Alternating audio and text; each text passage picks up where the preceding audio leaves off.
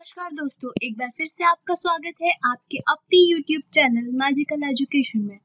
आज का हमारे ये वीडियो सिविक्स पर है और ये हमारे सिविक्स सीरीज का फर्स्ट पार्ट वीडियो है, ठीक है।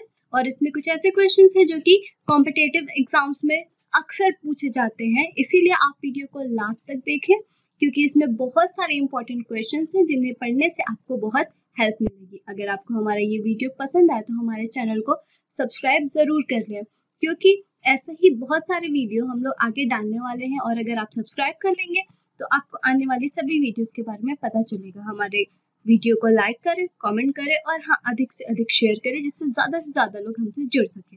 चलिए शुरू करते हैं अपने फर्स्ट क्वेश्चन से। और हमारा फर्स्ट क्वेश्चन ये है कि भारतीय संविधान की प्रस्तावना में धर्मनिरपेक्ष शब्द किस संशोधन द्वारा जोड़ा गया था? तो फ्रेंड्स, संविधान के 42वें अनुच्छेद द्वारा धर्मनिरपेक्ष, समाजवाद और अखंडता जैसे शब्दों को जोड़ा गया था, इसलिए हमारा ऑप्शन ए यानी कि 42वां सही ऑप्शन होगा। अगला प्रश्न ये है कि संविधान निर्मात्री परिषद की झंडा समिति के अध्यक्ष कौन थे? तो फ्रेंड्स, 13 दिसंबर 1946 को जवाहरलाल नेहरू द्वारा पेश किए गए उद्देश्य प्रस्ताव के साथ संविधान सभा की कार्यवाही प्रारंभ हुई थी।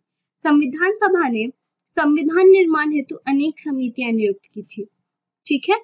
और इसके जो अध्यक्ष थे वो डॉक्टर राजेंद्र प्रसाद जी थे, इसलिए हमारा ऑप्शन बी यानी कि डॉक्टर राजेंद्र प्रसाद सही ऑप्शन है।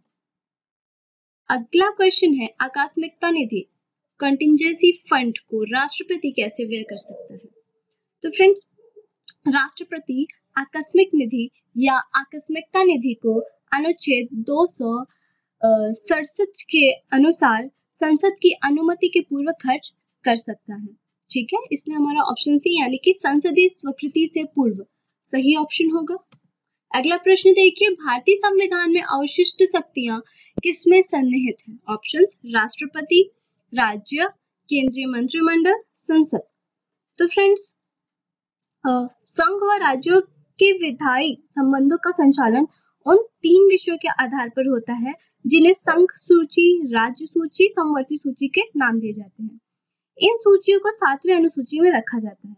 संघ सूची के सभी विषयों पर कानून बनाने का अधिकार संसद को दिया गया है, ठीक है। इसीलिए हमारा ऑप्शन डी यानी कि संसद सही ऑप्शन है। अगला प्रश्न ये है कि योजना आयोग का उपाध्यक्ष किसके समकक्ष होता है? ऑप्शंस उपराष्ट्रपति, राज्य मंत्री, कैबिनेट मंत्री, सर्वोच्च न्यायालय। तो फ्रेंड्स, योजना आयोग का अध्यक्ष भारत के कैबिनेट मंत्री के समकक्ष होता है जबकि अध्यक्ष भारत का प्रधानमंत्री होता है, ठीक है। इसीलिए हमारा उपाध्यक्ष किसके समकक्ष हुआ? कैबिनेट मंत्री के, इसलिए हमारा ऑप्शन सी यानी कि कैबिनेट मंत्री सही ऑप्शन है। अगला क्वेश्चन है कि अटॉर्नी जनरल निम्न में से क्या होता है? ऑप्शंस देखिए, सरकारी अधिवक्ता, राष्ट्रपति का कानूनी अधिकारी, कानूनी सलाहकार, प्रशासनिक अधिकारी। तो फ्रेंड्स, भारत का महान्यायवादी की नियुक्ति भारत के राष्ट्रपति द्वारा की जाती है और महान्यायवादी मतलब अटॉर्नी जनरल ऑफ इंडिया।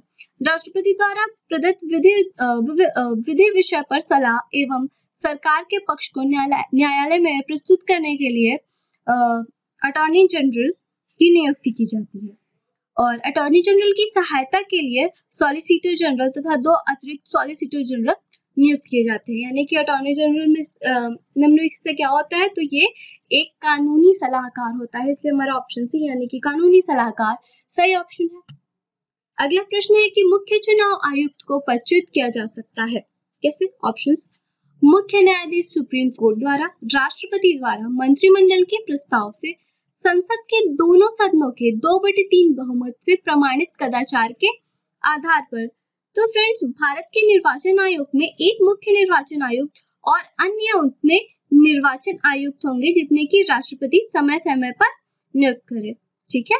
मुख्य निर्वाचन आयुक्त तथा अन्य निर्वाचन आयुक्तों की नियुक्ति संसद द्वारा निर्मित किसी भी विधि के अधीन रहते हुए राष्ट्रपति द्वारा की जाती है और मुख्य चुनाव आयुक्त को पदच्युत करने के लिए संसद के दोनों सदस्यों के 2/3 बहुमत से प्रमाणित कदाचार के आधार पर ही उसे पदच्युत किया जाता है। इसलिए हमारा ऑप्शन डी यानी कि संसद के दोनों सदनों के 2/3 बहुमत से प्रमाणित कदाचार के आधार पर सही ऑप्शन होगा। अगला प्रश्न देखिए, जवाहरलाल नेहरू द्वारा 2 अक्टूबर 1959 को पंचायती राज का प्रारंभ कहाँ हुआ? ऑप्शंस नागौर, सीकर, साबरमती, नागपुर। तो फ्रेंड्स, भारत में पंचायती राज 2 अक्टूबर 1959 को राजस्थान के नागौर में लागू किया गया। ठीक है, इसे तत्कालीन प्रधानमंत्री जवाहरलाल नेहरू जी ने लागू किया था। इसलिए हमारा ऑप्शन ए यानी कि नागौर सही ऑप्शन है। अगला प्रश्न है कि संयुक्त राज्य अमेरिका उपग्रह प्रक्षेपण केंद्र कहाँ स्थित है? Options Alamos, Los Angeles, Cape बार्डो, केप कनेडी। तो फ्रेंड्स, केप कनेडी संयुक्त राज्य अमेरिका का उपग्रह प्रक्षेपण केंद्र है जो संयुक्त राज्य अमेरिका के कैलिफोर्निया राज्य में स्थित है। ठीक है, इसीलिए हमारा ऑप्शन डी केप कनेडी सही ऑप्शन होगा। एक अन्य उपग्रह प्रक्षेपण केंद्र फ्लोरिडा राज्य में स्थित है जिसे केप कैनवरल के नाम से जाना जाता है। डिस्कवरी, कोलंबिया, अटलांटिस अंतरिक्ष यानों का प्रक्षेपण इसी प्रक्षेपण स्थल से किया जाता है। केप कनेडी वायुसैनिक बेस के रूप में जाना जाता है। ठीक, तो ये बातें याद रखिएगा ताकि इनमें से भी किसी से भी कोई क्वेश्चन आए तो आप उसे कर सकें। अगला प्रश्न देखिए, मंडल आयोग रिपोर्ट किस वर्ष प्रस्तुत की गई थी? ऑप्शंस है 1990, 1983, 1980, 1977। तो फ्रेंड्स, मंडल आयोग रिपोर्ट 1980 में प्रस्तुत की गई थी। इसलिए हमारा ऑप्शन सी यानी कि 1980 सही ऑप्शन होगा। अगला प्रश्न है, निम्न में से कौन सामाजिक अधिनियम नहीं है? Options MISA, anti dowry act, protection of civil rights, prevention of immoral traffic acts. तो फ्रेंड्स, भारत के प्रमुख सामाजिक अधिनियम में दहेज विरोधी एक्ट, नागरिक अधिकारों की सुरक्षा व अनैतिक आवागमन अधिनियम की रोकथाम यानी कि प्रोटेक्शन ऑफ सिविल राइट्स और prevention of immoral traffic act, Misa राष्ट्रीय सुरक्षा से जुड़ा कानून है। ठीक है, इसके अतिरिक्त राष्ट्रीय सुरक्षा से जुड़े अन्य प्रमुख कानून क्या है? टाडा, पोटा, मकोका। इसीलिए हमारा ऑप्शन ए यानी कि मीसा सही ऑप्शन होगा। अगला प्रश्न क्या है, मौलिक अधिकारों का संरक्षक कौन होता है? सर्वोच्च न्यायालय, संसद, राष्ट्रपति, प्रधानमंत्री। तो फ्रेंड्स, अनुच्छेद 13 के अनुसार संविधान मूल अधिकारों को कार्यपालिका एवं विधानमंडल दोनों की कार्यवाही के विरुद्ध प्रत्याभूत करता है। कार्यपालिका अथवा विधानमंडल का कोई कार्य जो इन अधिकारों को क्षीण करता है शून्य होगा और न्यायालय को यह शक्ति होगी कि उसे शून्य घोषित कर सके। अनुच्छेद 32 व 226 के अनुसार उच्चतम एवं उच्च न्यायालयों को रीट्स निकालने की शक्ति प्रदान की गई है। इसलिए ऑप्शन ए यानी कि सर्वोच्च न्यायालय सही ऑप्शन होगा। अगला प्रश्न देखिए, राष्ट्रपति और उपराष्ट्रपति की अनुपस्थिति में कौन कार्यभार ग्रहण करेगा? तो फ्रेंड्स, राष्ट्रपति की अनुपस्थिति में उपराष्ट्रपति तथा दोनों के अनुपस्थिति में सर्वोच्च न्यायालय का मुख्य न्यायाधीश राष्ट्रपति के कामों को करेगा। तो हमारा ऑप्शन ए सर्वोच्च न्यायालय का मुख्य न्यायाधीश सही ऑप्शन है। अगर यहाँ पर ये होता कि राष्ट्रपति की अनुपस्थिति में कौन कार्यभार ग्रहण करेगा तो हम लोग उपराष्ट्रपति टिक लगाते, लेकिन यहाँ राष्ट्रपति और उपराष्ट्रपति दोनों की बात की गई है, इसीलिए हम लोग सर्वोच्च न्यायालय का मुख्य न्यायाधीश लगाएंगे क्योंकि दोनों की अनुपस्थिति में वही कार्यभार ग्रहण करता है।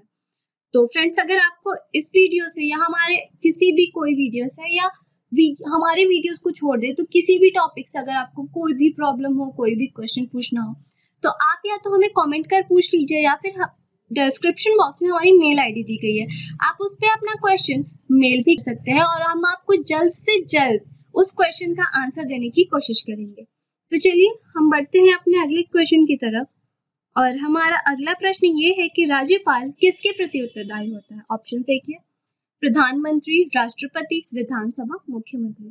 तो फ्रेंड्स, राज्यपाल की नियुक्ति भारत के राष्ट्रपति द्वारा की जाती है और ये 5 वर्षों के लिए आते हैं राज्यपाल। ठीक है, इसके साथ यह भी वर्णित है कि वह राष्ट्रपति के प्रसाद पर्यंत कार्य करेगा, अर्थात यह 5 वर्ष के पहले भी हटाया जा सकता है। हाँ, और यह राष्ट्रपति के प्रति उत्तरदायी होगा, इसलिए हमारा ऑप्शन कौन सा हो गया? बी यानी कि राष्ट्रपति। अगला प्रश्न है कि राष्ट्रपति के उम्मीदवार के लिए क्या आवश्यक नहीं है? ऑप्शन देखिए, आयु 35 वर्ष हो, पढ़ा लिखा हो, सांसद चुने जाने की योग्यता रखता हो, देश का नागरिक हो। तो फ्रेंड्स ऑप्शन बी यानी कि पढ़ा लिखा हो ये सही ऑप्शन होगा, क्योंकि राष्ट्रपति के उम्मीदवार के लिए एक यही नहीं, कहीं भी नहीं लिखा गया है कि जो उम्मीदवार हो उसे पढ़ा लिखा होना चाहिए, इसलिए हमारा ऑप्शन भी पढ़ा लिखा हो ये सही ऑप्शन है। ठीक, अब अगला क्वेश्चन क्या है, राष्ट्रपति शासन अधिकतम लगाया जा सकता है। ऑप्शन 1 वर्ष, 2 वर्ष, 6 माह, 3 वर्ष। तो फ्रेंड्स राष्ट्रपति शासन अधिकतम 3 वर्ष तक लगाया जा सकता है। ठीक, इसीलिए हमारा ऑप्शन डी यानी कि 3 वर्ष सही ऑप्शन है। कैबिनेट में सम्मिलित होते हैं कौन कौन? मंत्री स्तर के सभी मंत्री, केवल कैबिनेट मंत्री और राज्य मंत्री, कैबिनेट राज्य और उप मंत्री। तो फ्रेंड्स संविधान के 3 स्तर के मंत्री कौन कौन से होते हैं? एक मंत्रिमंडल स्तर पर होते हैं कैबिनेट, राज्य मंत्री और उप मंत्री। तो कैबिनेट में केवल कैबिनेट मंत्री ही आते हैं, राज्य मंत्री व उप मंत्री इसमें शामिल नहीं होते, इसलिए ऑप्शन बी यानी कि केवल कैबिनेट मंत्री सही ऑप्शन होगा। अगला प्रश्न है, किस सभा का अध्यक्ष उसका सदस्य नहीं होता है? ऑप्शन राज्यसभा, लोकसभा, विधानसभा, विधान परिषद। तो फ्रेंड्स अनुच्छेद 64 के अनुसार भारत का उपराष्ट्रपति राज्यसभा का पदेन सभापति होगा और अन्य कोई लाभ का पद नहीं धारण करेगा यद्यपि उपराष्ट्रपति राज्यसभा का सदस्य नहीं होता है, इसलिए हमारा ऑप्शन ए यानी राज्यसभा सही ऑप्शन होगा। अगला प्रश्न ये है कि राज्यसभा के सदस्य का कार्यकाल कितने वर्षों का होता है? ऑप्शन देखिए, 3 वर्ष, 5 वर्ष, 6 वर्ष, 2 वर्ष। तो फ्रेंड्स राज्यसभा एक स्थायी निकाय है, इसके सदस्यों का कार्यकाल जो है वो 6 वर्षों का होता है, इसलिए हमारा ऑप्शन सी यानी कि 6 वर्ष सही ऑप्शन है। अगला प्रश्न देखिए, अगला प्रश्न है, यह धन विधेयक है, इसका निर्णय कौन करती है? ऑप्शन राष्ट्रपति, प्रधानमंत्री, लोकसभा अध्यक्ष, मंत्रिपरिषद। तो फ्रेंड्स कोई विधेयक धन विधेयक है या नहीं इसका निर्णय लोकसभा अध्यक्ष ही करता है, तो हमारा ऑप्शन सी यानी लोकसभा अध्यक्ष सही ऑप्शन है। ठीक है, तो ये रहे हमारे आज के पूरे क्वेश्चंस। अगर आपको हमारा ये वीडियो पसंद आया हो तो हमारे चैनल को सब्सक्राइब कर लें और वीडियो लाइक करें, कमेंट करें, ज्यादा से ज्यादा शेयर करें। कोई भी डाउट हो हमें मेल करें या कमेंट कर आप पूछ सकते हैं, और ऐसे ही हमें हमेशा सपोर्ट करते रहें और वीडियोस देखते रहें, और हम आगे भी इसके और सारे पार्ट्स ले आएंगे। Thanks for watching, see you, have fun.